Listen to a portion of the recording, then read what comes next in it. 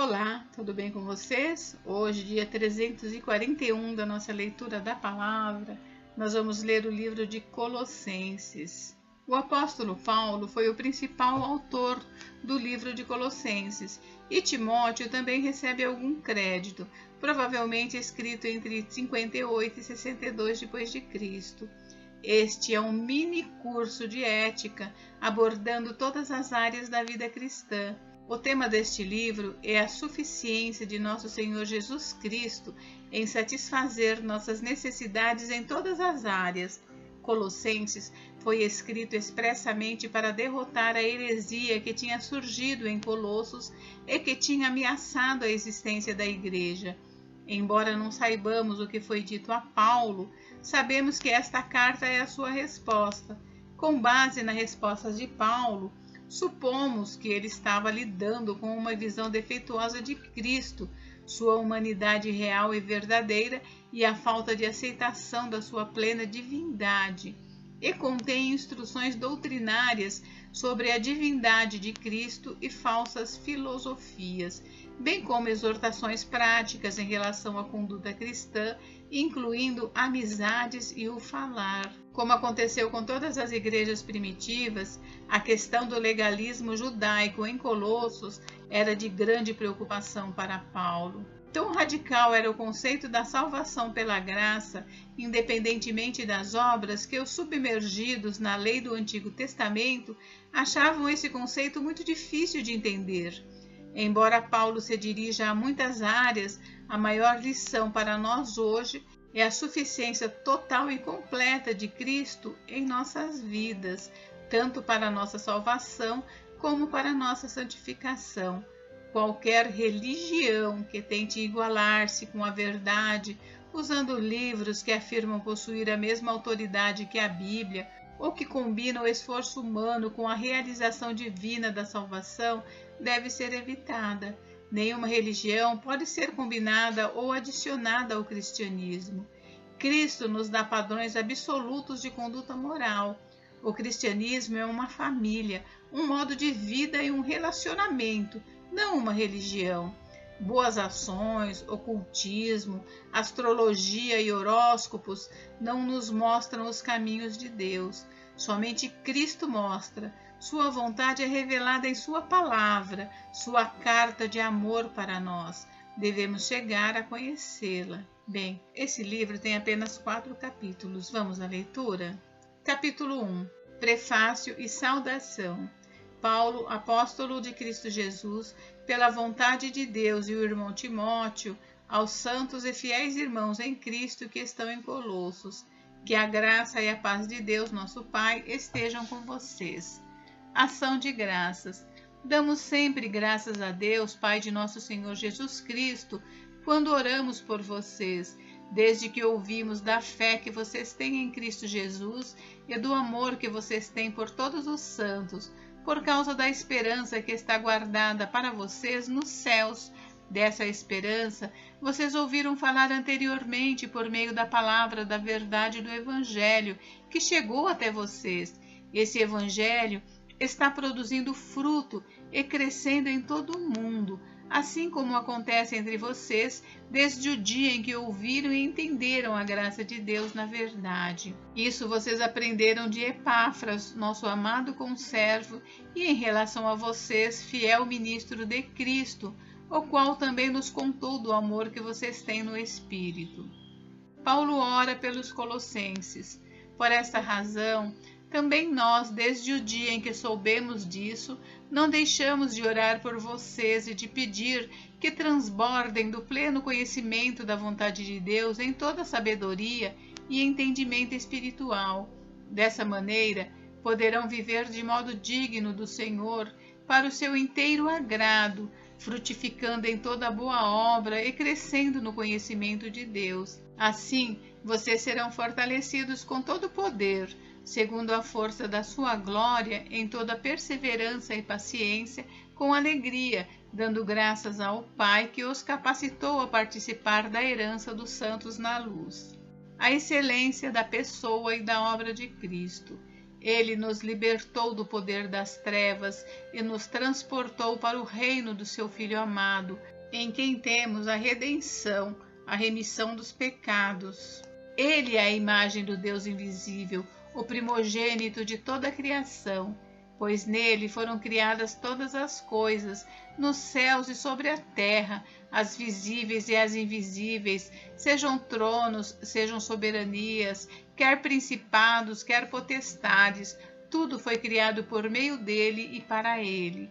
Ele é antes de todas as coisas, nele tudo subsiste. Ele é o cabeça do corpo, que é a Igreja. Ele é o princípio, o primogênito dentre os mortos, para ter a primazia em todas as coisas. Porque Deus achou por bem que nele residisse toda a plenitude, e que, havendo feito a paz pelo sangue da sua cruz, por meio dele reconciliasse consigo mesmo todas as coisas, quer sobre a terra, quer nos céus. E vocês, que no passado eram estranhos e inimigos no entendimento pelas obras más que praticavam, agora, porém, ele os reconciliou no corpo da sua carne, mediante a sua morte, para apresentá-los diante dele santos, inculpáveis e irrepreensíveis, se é que vocês permanecem na fé, alicerçados e firmes, não se deixando afastar da esperança do Evangelho que vocês ouviram e que foi pregado a toda criatura debaixo do céu, e do qual eu, Paulo, me tornei ministro. A missão de Paulo, o mistério do Evangelho. Agora me alegro nos meus sofrimentos por vocês e preencho o que resta das aflições de Cristo na minha carne, a favor do seu corpo, que é a Igreja, da qual me tornei ministro de acordo com a dispensação da parte de Deus, que me foi confiada em favor de vocês, para dar pleno cumprimento à palavra de Deus, o mistério que esteve escondido durante séculos e gerações, mas que agora foi manifestado aos seus santos. A estes Deus quis dar a conhecer a riqueza da glória deste mistério entre os gentios, que é Cristo em vocês, a esperança da glória. Este Cristo nós anunciamos, advertindo a todos e ensinando a cada um em toda a sabedoria, a fim de que apresentemos cada pessoa perfeita em Cristo. É para esse fim que eu me empenho, esforçando-me o mais possível, segundo o poder de Cristo que opera poderosamente em mim. Capítulo 2. O interesse de Paulo pelos Colossenses. Quero que saibam quão grande tem sido a nossa luta por vocês, pelos que moram em Laodiceia e por muitos outros que não me viram face a face.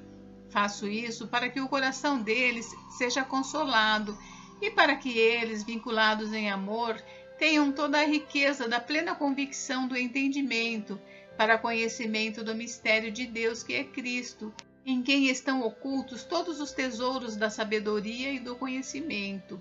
Digo isso a vocês para que ninguém os engane com argumentos falaciosos, porque, embora ausente em pessoa, em espírito estou com vocês, alegrando-me e verificando a boa ordem de vocês e a firmeza da fé que têm em Cristo. A plenitude da vida em Cristo.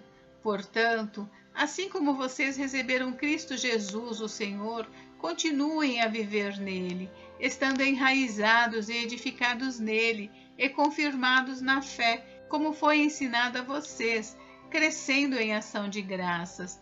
Tenham cuidado para que ninguém venha a enredá-los com sua filosofia e vãs sutilezas, conforme a tradição dos homens, conforme os rudimentos do mundo e não segundo Cristo, porque nele habita corporalmente toda a plenitude da divindade.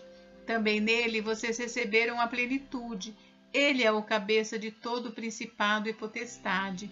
Nele também foram circuncidados, não com uma circuncisão feita por mãos humanas, mas pela remoção do corpo da carne, que é a circuncisão de Cristo, tendo sido sepultados juntamente com ele no batismo, no qual vocês também foram ressuscitados por meio da fé no poder de Deus, que o ressuscitou dentre os mortos. E quando vocês estavam mortos nos seus pecados e na incircuncisão da carne, ele lhes deu vida, juntamente com Cristo, perdoando todos os nossos pecados.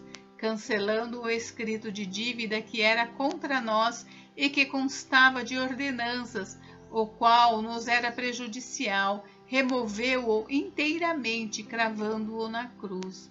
E despojando os principados e as potestades, publicamente os expôs ao desprezo, triunfando sobre eles na cruz. Portanto, que ninguém julgue vocês por causa de comida e bebida, ou dia de festa, ou lua nova, ou sábados, porque tudo isso tem sido sombra das coisas que haviam de vir, porém o corpo é de Cristo. Não deixem que ninguém se faça de árbitro para desqualificar vocês, com pretexto de humildade e culto de anjos, baseando-se em visões, estando cheio de orgulho, sem motivo algum, na sua mente carnal, e não retendo a cabeça, a partir da qual todo o corpo, suprido e bem vinculado por suas juntas e ligamentos, cresce o crescimento que vem de Deus. A nova vida em Cristo. Se vocês morreram com Cristo para os rudimentos do mundo, por que se sujeitam a regras como se ainda vivessem no mundo? Não toque nisto, não coma disso, não pegue naquilo. Todas estas coisas se destroem com o uso. São preceitos e doutrinas dos homens. De fato, essas coisas têm aparência de sabedoria ao promoverem um culto que as pessoas inventam, falsa humildade e tratamento austero do corpo. Mas elas não têm valor algum na luta contra as inclinações da carne. Capítulo 3. As coisas do alto. Portanto, se vocês foram ressuscitados juntamente com Cristo, busquem as coisas lá do alto, onde Cristo vive, assentado à direita de Deus. Pensem nas coisas lá do alto, e não nas que são aqui da terra, porque vocês morreram e a vida de vocês está oculta juntamente com Cristo em Deus. Quando Cristo, que é a vida de vocês, se manifestar, então vocês também serão manifestados com Ele em glória. A velha natureza e a nova natureza. Portanto, façam morrer tudo que pertence à natureza terrena, imoralidade sexual, impureza, paixões, maus desejos e a avareza, que é a idolatria. Por causa dessas coisas é que vem a ira de Deus sobre os filhos da desobediência. Vocês também andaram nessas mesmas coisas no passado, quando viviam nelas. Agora, porém, abandonem igualmente todas estas coisas: ira, indignação, maldade, blasfêmia, linguagem obscena no falar. Não mintam uns aos outros, uma vez que vocês se despiram da velha natureza com suas práticas e se revestiram da nova natureza, que se renova para o pleno conhecimento, segundo a imagem daquele que a criou. Aqui não pode haver mais grego e judeu, circuncisão e incircuncisão, bárbaro, cita, escravo, livre, mas Cristo é tudo e está em todos. Portanto, como eleitos de Deus, santos e amados, revistam-se de profunda compaixão, de bondade, de humildade, de mansidão, de paciência. Suportem-se uns aos outros e perdoem-se mutuamente, caso alguém tenha motivo de queixa contra outra pessoa. Assim como o Senhor perdoou vocês, perdoem também uns aos outros. Acima de tudo isto, porém, esteja o amor, que é o vínculo da perfeição. Que a paz de Cristo seja o árbitro no coração de vocês, pois foi para essa paz que vocês foram chamados em um só corpo, e sejam agradecidos. Que a palavra de Cristo habite ricamente em vocês.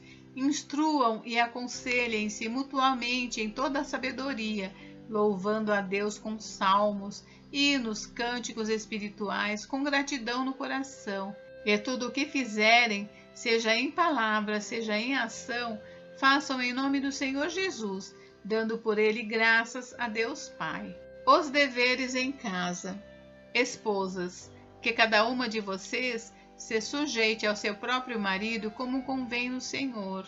Maridos, que cada um de vocês ame a sua esposa e não a trate com amargura. Filhos, em tudo obedeçam a seus pais, pois fazer isso é agradável diante do Senhor.